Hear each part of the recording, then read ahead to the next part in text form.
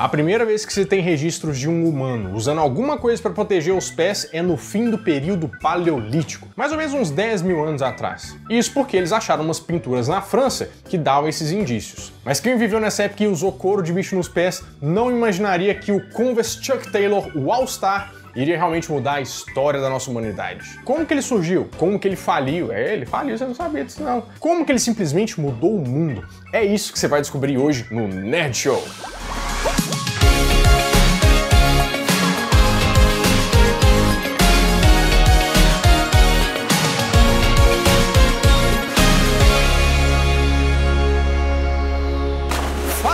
Amigos, como estão vocês? Vocês estão bom, né? Olha só, o All-Star fez parte da vida de qualquer criança nos anos 90, né? E tem um negócio que o All-Star é pau pra toda a obra. E até hoje ele é sinônimo de estilo, de contracultura, de despojado, né? Apesar de eu achar a palavra despojado uma coisa muito de velho, eu me sinto com 150 anos, mas se você tá aqui, você não é novinho, não.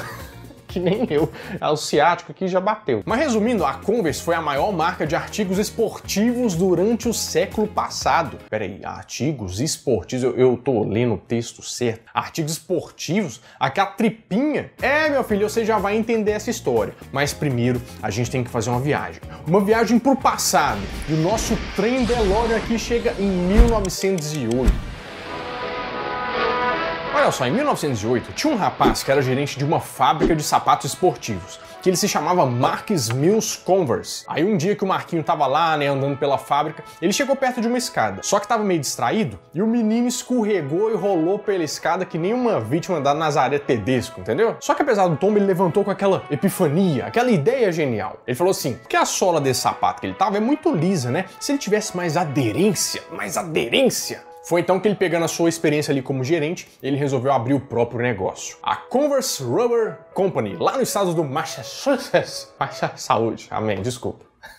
A ideia do Marquinho era fazer um calçado para homens, mulheres, crianças com um solado à base de borracha, porque isso iria dar mais estabilidade pro pessoal. Nessa época, o máximo que o pessoal conhecia de bota e sapato assim era aquelas galochas, né? Que normalmente era uma coisa de borracha que ia até a canela assim, sabe? Tipo as botas da Paquita da Xuxa lá. Pois é. Bom, mas além de sapatos, né, eles também estavam fazendo pneus, porque esse trem novo aí que eles estão lançando agora, que é o tal, como é que chama? É automotor ou carro, né? Ele precisa de sapato também. Só que essa fábrica do Converse começou com 16 funcionários. Mas a coisa foi evoluindo de tal forma que o negócio começou a se expandir rapidamente. E antigamente, olha só que engraçado, você teoricamente não podia entregar o produto diretamente para os lojistas. Você tinha que fazer um caminho maluco. E foi a Converse a primeira a fazer isso. Por isso que eles ficaram lá, que nem aquela mãe orgulhosa do filho, sabe? Colocaram no calendário deles assim, oh meu Deus, olha só, a gente entrega para os lojistas, a gente é bom demais. Que nem aquelas mães que põem faixa na rua assim, porque o filho passou no vestibular, sabe? Eles assim, querido Diego, parabéns por passar no vestibular de medicina. O carro de som, Diego, esse é o seu dia, vim aqui embaixo receber... Mas é engraçado a gente pensar que nessa época várias coisas que são muito sucesso hoje e movimentam milhões do mercado, assim, não existiam muito, né? Na verdade não existiam nada. Sabe por que eu tô falando isso? Porque olha só, depois de algum tempo de fábrica, em 1915, o Marquinho resolveu entrar num terreno que ele conhecia, os calçados esportivos. Um dos esportes conhecidos naquela época era o badminton, o esporte olímpico, né? Aquela coisa performática. Todo mundo sabe o que é o badminton, né? O que é isso? É de badminton? Pois é. E ficou por lá mesmo, né? Mas só em 1917 que a coisa começa a mudar, porque ele faz o primeiro tênis da Converse para aquele esporte que faria a Converse ficar super conhecida, que é o basquete. Converse All-Stars, limousines for the feet.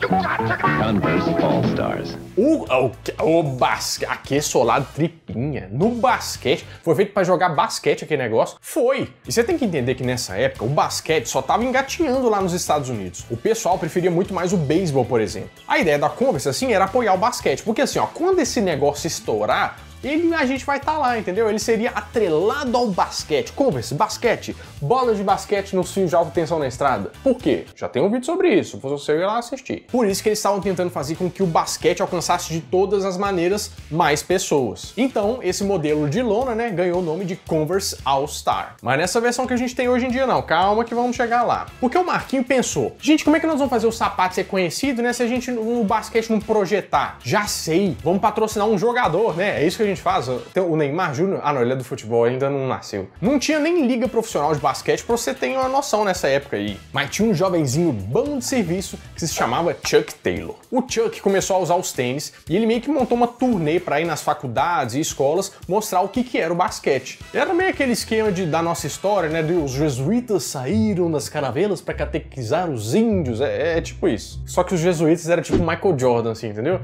O Chuck mesmo tinha algumas ideias para melhorar esse sapato. Porque, por exemplo, nessa época ele não tinha proteção para os dedos, ele ainda estava dando uma derrapada fácil, mesmo com um solado de borracha. E ele deu a ideia de fazer o padrão de formato diamante na base, para aderir mais o chão da quadra. Outra coisa, colocar aquela proteção branca nos dedos, sabe? Que fica na frente assim, tipo aqueles chuteiros de futsal. Uma proteção no calcanhar, aquela estrela ali no tornozelo, porque aquilo ali, sabe? Eu chamo aquele ossinho ali de clock. Para proteger o clock, é para isso que aquilo serve. E pronto, em 1991...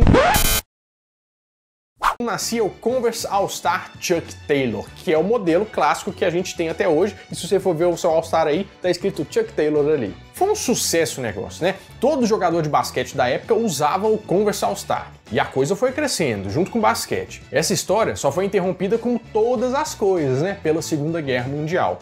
Das war ein Befehl! Der Angriff Steiners war ein Befehl! Versicht sie, dass sie es wagen, sich meinen Befehl zu widersetzen! Mas a Converse, inclusive, teve um papel muito importante e é bem legal isso aqui. Porque assim, como eles tinham muita proficiência em trabalhar com borracha, eles começaram a fazer vários itens que ajudaram os soldados na Segunda Guerra Mundial, né? Até se tornarem a marca oficial do exército americano. Eles faziam jaquetas, botas, um monte de coisa assim. Mas depois da guerra, e principalmente nos anos 60, a Converse não estava fazendo sucesso só com jogadores de basquete, não. Com os anos 60 veio o rock. E como o visual era muito calça jeans, uma camiseta, aí um tênis cano alto, né? Veio junto a Converse. Até o rei do rock, o Elvis Presley, estava usando Converse. Mas meio que esse não era muito o foco da Converse, sabe? Eles não abraçaram essa alcunha, né, dos jovens descolados, assim, não, a gente só mexe com basquete, é só esporte, eu não quero saber desses roqueiros, não. Eles podiam se dar esse luxo, né? Porque os negócios iam muito bem. Mas até quando, né? Por exemplo, os anos 70 foram uma década difícil para Converse, porque alguns custos de produção estavam meio altos, sabe? E eles tiveram que fechar algumas fábricas e... o pior aconteceu. Outras marcas apareceram, né? Nessa época surgiram a Puma, a Nike, a Adidas e a Reebok. E eles foram uma grande concorrência nessa época porque o tênis da Converse era muito simples. Não tinha nenhuma super tecnologia neles, né? E essas outras marcas apostavam na tecnologia, né? E trouxeram um conforto e um dinheiro que fisgaram vários jogadores famosos de basquete. Mas apesar disso, nos anos 80, a Converse conseguiu se recuperar. E foi por essa época que ela começou a chegar aqui no Brasil.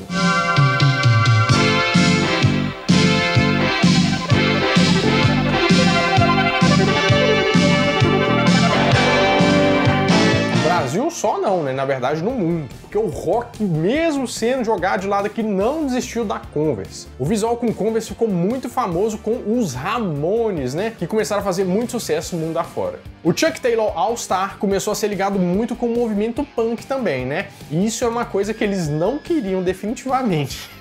Aqui no Brasil, os ídolos da música também usavam, né? Era como se fosse o uniforme oficial das bandas de rock dos anos 80 aqui no Brasil. Porque assim, Cazuza, Legião Urbana, né? O Renato Russo, os componentes da banda e tal. Os artistas das novelas eram fotografados com ele. Mas só uma curiosidade à parte, que eu juro, você sabe que eu faço os parênteses aqui, é só uma curiosidade que eu fico brincando de os negócios chegar aqui no Brasil com atraso. Eu te falei que o primeiro calçado tem mais ou menos 10 mil anos, certo? Você sabia que os calçados aqui no Brasil só chegaram mesmo em 1808, quando a família real portuguesa veio pra cá e falou assim, precisamos de sapatos. O que vamos fazer? Vamos mandar importado de Portugal? Mais ou menos isso que eles fizeram, mas vai Brasil!